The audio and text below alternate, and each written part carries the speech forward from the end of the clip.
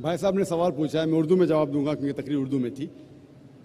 भाई साहब ने सवाल पूछा है कि इस्लाम में ख़वातीन के साथ सेक्सुअल एक्सप्लॉयटेशन, उसकी इज्जत पे हमला होता है तो क्या सज़ा होती है। और मिसाल दी उनने कि पाकिस्तान के अंदर रेप के लिए, बलात्कार के लिए, ज़िना बिल जबर के लिए क्या सज़ा है।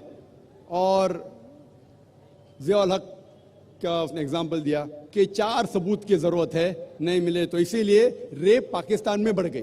बहुत से लोगों को गलत फहमी है कि रेप के लिए, ज़िना बिल जबर के लिए, बलात्कार के लिए 4 सबूत की ज़रूरत है। कुरान मजीद या हदीस में कहीं भी नहीं लिखा है कि बलात्कार या ज़िना बिल जबर के लिए 4 सबूत की ज़रूरत है। कुरान मजीद में लिखा हुआ है, जो मैंने आयत कोट की, सूरह नूर सूरा नंबर 24 आयत नंबर 4 में, अगर कोई इल्जाम लगाता है औरत पर कि उसने कोई जिना किया, दूसरा कुछ किया, तो 4 सबूत की जरूरत है, या बच्चा लने बराबर ने। जिना के लिए अगर कोई इल्जाम लगाता है कि ये औरत ने जिना किया या वो मर्द ने जिना किया, तो वो आदमी जो इल्जाम लगाता है उसको 4 सबूत पेश करना फर्ज है। अगर 4 सबूत पेश नहीं कर सकता तो वो आदमी को 80 कोड़े पड़ेंगे। उसका मतलब ये नहीं कि अगर कोई औरत के साथ बलात्कार करता है तो वो औरत अगर इल्जाम लगाती है उस वक्त 4 सबूत की जरूरत नहीं है। तो अच्छी बात है। और ये हदीस में आता है, सही हदीस में, कि एक बार एक औरत कहती है कि एक आदमी ने मेरे साथ बलात्कार किया, और मोहम्मद सल्लल्लाहु अलैहि वसल्लम फौरन सही आदमी को जिसने बलात्कार किया उसको सजाए मौत देते हैं। सही हदीस है। उस टाइम 4 सबूत की जरूरत नहीं, लेकिन सबूत की जरूरत है। It may be an evidence only of the women, but it should be backed up with circumstantial evidence. मतलब बलात्कार अगर कोई औरत इल्जाम लगाती है, अगर साबित होता है, चाहे वो मेडिकल साइंस से हो, चाहे वो एनी वे से हो, साबित हो जाए तो वो आदमी को सजाए मौत है इस्लाम में। इसीलिए आप देखेंगे इस्लाम में there is something like modesty. हर रिलीजन में कहा गया है कि औरत को मत छेड़ो। आपने कहा सेक्सुअल एक्सप्लॉयटेशन बहुत किस्म के होते हैं। एक होता है कि ईज टीजिंग, बाद में various other thing, and one of the highest is rape. वक्त नहीं कि मैं सारे एक्सप्लॉयटेशन की बात करूं, लेकिन टॉकिंग अबाउट ईज टीजिंग, सारे मज़हब में कहा गया है कि औरत को मत छेड़ो, औरत का बलात्कार मत करो। हिंदुइज्म में कहा गया है, क्रिश्चियनिटी में कहा गया है, इस्लाम में कहा गया है। लेकिन इस्लाम में तरीका दिखाया गया है किस तरीके से माशरा बने जहां कोई औरत को न छेड़े, कोई औरत का बलात्कार न करे। इस्लाम के अंदर हिजाब है। हिजाब, लोग हमेशा बात करते औरत का हिजाब, औरत का हिजाब। अल्लाह ताला कुरान मजीद में पहले आदमी के हिजाब के बारे में जिक्र करते, फिर औरत के। अल्लाह ताला फरमाते सूरह नूर में सूरा नंबर 24 आयत नंबर 30 में, ए मोमिन मर्द, जब भी आप कोई औरत को देखते हैं और कोई गलत ख्यालात आपके जहन में आते हैं, फौरन नजर नीचे करो। एक बार एक मुसलमान एक लड़की को घूर के देख रहा था। मैंने कहा आप क्या कर रहे हैं, हराम है। उसने कहा हमारे रसूल ने कहा कि पहली नजर माफ है, दूसरी हराम है, मैंने अभी तक आधी नजर पूरी नहीं किया। जब अल्लाह के रसूल ने कहा कि पहली नजर माफ है, दूसरी हराम है, उसका मतलब ये नहीं कि आप घूर घूर के एक लड़की को 10 मिनट तक देखो बिना पल के झपकाए, विदाउट ब्लिंकिंग, और कहो कि मैं नजर पूरी नहीं किया। अल्लाह के रसूल का कहना यह था अगर अनइंटेंशनली, अनजाने में आप कोई औरत को देखते या लड़की को देखते, फिर से उसके ब्यूटी पे फीस्ट करने के लिए मत देखो। उसके बाद आता है हिजाब औरत के लिए। सूरह नूर सूरा नंबर 24 आयत नंबर 31, से टू द बिलीविंग वुमेन, कहो मोमिना से कि वो अपनी नजर नीचे करे, अपना सिर ढाके और अपनी जीनत न दिखाए, एक्सेप्ट व्हाट नेसेसरी, जितनी जरूरत है उतना। सिर्फ अपने वालदा, अपने शोहर, अपने बेटे जो महरम है उनके सामने वो इतने हिजाब स्ट्रिक्टली करना जरूरी नहीं। हिजाब के 6 नुक्ते हैं इस्लाम में। सबसे पहले नुक्ता है सतर। मर्द के लिए नाफ से लेके घुटने तक एक्सटेंट, खवातीन के लिए सारा जिस्म, सिर्फ चेहरा और हाथ टिल द रिस्ट, कलाई तक के खुले रह सकते, बाकी पूरा जिस्म ढका होना चाहिए। बाकी 5 नुक्ते मर्द और औरत के लिए यकसा है। दूसरा नुक्ता, कपड़े इतने पतले नहीं होना चाहिए ताकि आप उसके थ्रू देख सकें। It should not be transparent और ट्रांसलूसेंट। नंबर 3, इतने चुस्त नहीं होना चाहिए ताकि मर्द या औरत का ढांचा दिखे। चौथा नुक्ता, इतने भड़कीले नहीं होना चाहिए ताकि ऑपोजिट जिन्स, दूसरा जिन्स मुतासर हो सके। पांचवा नुक्ता, दूसरे जिन्स के कपड़े मत पहनो। छठा नुक्ता, वो कपड़े मत पहनो जो दूसरे मजहब की निशानी है। ये नुक्ते हैं। और अल्लाह के रसूल फरमाते हैं सूरह अहज़ाब में सूरा नंबर 33 आयत नंबर 59 में 59 में अल्लाह फरमाते, ए नबी कह दो अपने बीवियों से, अपने बेटियों से, मोमिन औरतों से कि जब भी वो बाहर जाए तो एक क्लोक ओढ़े, जिलबाब ओढ़े, ताकि लोग उन्हें पहचान सके। No one should molest them, कोई उनसे छेड़खानी ना करे। मैं पूछना चाहता हूं आपसे कि अगर कलकत्ता में दो जुड़वा बहन, बहुत खूबसूरत, यकसा खूबसूरत, दोनों कलकत्ता के सड़क पे चल रहे हैं। एक बहन पहनी है इस्लामिक कपड़े, हिजाब, सारा जिस्म ढका हुआ है, सिर्फ मुंह और हाथ कलाई तक खुले हैं। दूसरी बहन मगरिबी कपड़े पहनी है, मिनी स्कर्ट और शॉर्ट, और दोनों चल रहे कलकत्ता के सड़क के ऊपर। और कोने के ऊपर खड़ा हुआ है एक लफंगा लड़की को छेड़ने के लिए। मैं आपसे पूछना चाहता हूं, वो कौन से लड़की को छेड़ेगा? वो बहन जो इस्लामिक हिजाब पहनी हुई कि वो लड़की जो मगरिबी मिनी स्कर्ट और शॉर्ट पहनी हुई? किसको छेड़ेगा? Obviously the one with Obviously the one wearing the western clothes, the mini skirt and shorts. तो इस्लाम में सही कहा गया, हिजाब कहा गया है औरतों से ताकि वो औरत को प्रोटेक्ट कर सके।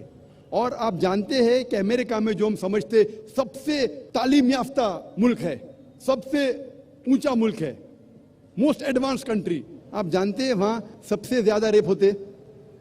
अकॉर्डिंग टू स्टैटिस्टिक्स ऑफ 1990 में FBI के स्टैटिस्टिक्स के हिसाब से ऑन एवरेज तकरीबन हर रोज 1756 cases of rape took place. हर रोज इतने बलात्कार हुए। 1996 की स्टैटिस्टिक्स से US डिपार्टमेंट ऑफ जस्टिस हर रोज तकरीबन 2713 रेप हुए। 1990 में 1756, 1996 में 2713 में भी अमेरिकन को और मर्दानगी आई, बढ़ गया रेप, बलात्कार बढ़ गया। मैं पूछना चाहता हूं, अगर आप इस्लामिक शरीयत अमेरिका में इख्तियार करेंगे, अगर कोई आदमी खातून को देखता है, बुरे ख्यालात आते, नजर नीचे करो, उसके बाद खातून सर से पांव तक ढकी रहना चाहिए, सिर्फ चेहरा या हाथ खुला रह सकता है। उसके बाद अगर कोई आदमी किसी का बलात्कार करता है, कैपिटल पनिशमेंट, डेथ पेनल्टी, सजा है मौत। मैं पूछना चाहता हूं, बलात्कार की तादाद अमेरिका में बढ़ेंगी, वहीं के वहीं रहेंगी या घटेंगी? See the point about America. बढ़ेंगी, वहीं के वहीं रहेंगी या घटेंगी? मैं पूछना चाहता हूं आपसे। I cannot answer this. बढ़ेंगी, वहीं के वहीं रहेंगी या घटेंगी? अगर कोई आदमी बलात्कार करता है, और मैं सवाल पूछा हिंदू से, कई गैर मुस्लिम से पूछता हूं मैं कि अगर आपके वालदा का कोई बलात्कार करता है, हाइपोथेटिकल, और अगर वो बलात्कार करने वाले को आपके सामने लेके आया जाएगा, आप क्या सजा देंगे? 100% सब गैर मुस्लिम ने कहा कि मैं उसको सजाए मौत दूंगा। तो अपनी वालदा का कोई बलात्कार करता है, आपको सजाए मौत देने का है। दूसरी किसी वालदा का करता है तो आप बोलते हैं सजाए मौत इज अ मर्सीलेस पनिशमेंट, वो बहुत खतरनाक है।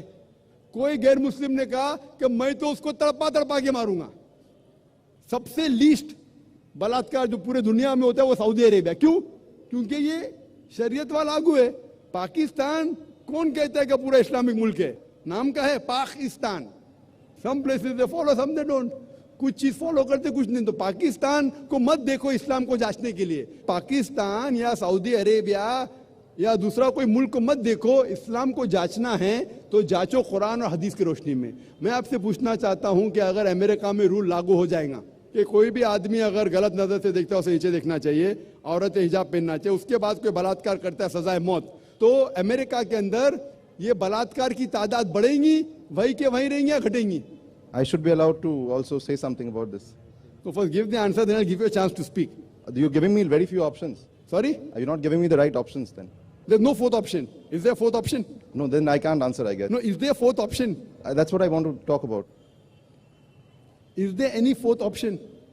There cannot be any option. Either it remains the same, it goes up, it remains the same, or goes down. There's no fourth option. Hypothesis is based on certain assumptions. So what assumption? No, my point is that we cannot just say what's going to happen to America if we actually impose the Shariat.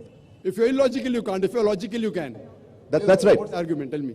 See, my point is, again, Shariat can be imposed in America also, but we have to also see the fact that a lot of these cases are not reported in certain Islamic countries also. Brother, I'm not talking about Islamic country. I'm asking a simple question. You can pose the second question. You can pose 10 questions, I'll reply. But you should be truthful to yourself. If suppose, God forbid, someone rapes your mother, and if the rapist is born in front of you, what punishment will you give him? The only reason I'm asking this question is because this disturbs me. What disturbs you? The point about rape. The fact that there should be capital punishment to people who actually rape. Very good. So that's what Islam says. That's what I'm saying. So that's what so I'm with you, brother. So why are you getting scared to reply? Don't get scared. So the thing is that anyone who rapes, that is the reason L.K. Advani, the previous home minister, ex-home minister, few years back, he suggested that there should be death penalty for the rapist. Therefore, I congratulate him. I may not agree with his other policies. Correct. What he says, I agree with him. So he suggested that in India, there should be death penalty for a rapist. Maybe the next home minister will say that the woman should be dressed up in hijab. Maybe. Okay, now what's the other argument, brother?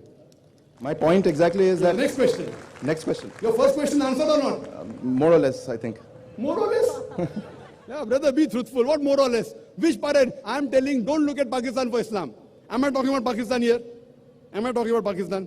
That means you didn't hear my lecture correctly. I told that don't look at Muslims or Muslim societies. आप मुसलमान और मुस्लिम माशरे को मत देखो इस्लाम को जानने के लिए. इस्लाम को जानने के लिए कुरान और हदीस देखो. मैं कुरान का इतना हवाला दिया, हदीस का हवाला दिया, आप बोलते हैं most. What most? Your answers are absolutely fine as far as the hudud That's laws it. Say like that. Very good. Now next question. But you can wait, brother. If you don't mind, brother, we'll give the other non-Muslim the chance. We'll come back to you. You can go behind the other non-Muslim if they're non-Muslims. I'll answer your question. Don't go away. You can stand in the queue. Mic number 2. अगर कोई गैर मुस्लिम है तो पूछ सकता है. भाई साहब पूछिए. मेरा नाम शीतल दास गुप्ता है और मैं एक स्टूडेंट हूँ क्लास 10 का. मैं आपसे ये जानना चाह रहा था सर कि एक लेडी जो अपने हस्बैंड से शादी करती है तो उसे कितना हद तक जाए उसे प्यार करे. प्यार का कितना हक होता है? भाई साहब का सवाल है कि जब एक औरत अपने हस्बैंड से शादी ने एक आदमी से शादी करके हस्बैंड बन जाता हो. हस्बैंड से शादी करने की जरूरत नहीं. अगर एक औरत एक आदमी से शादी करती है तो वो हस्बैंड बन जाता है. उससे कितना इख्तियार है, कितना प्यार करे. जितना ज्यादा करे उतना अच्छा है. जितना ज्यादा करे उतना अच्छा है. और शोहर के लिए भी, शोहर भी जितना ज्यादा प्यार करे अपने बीवी से उतना अच्छा है, उतना अच्छा मोमिन हो.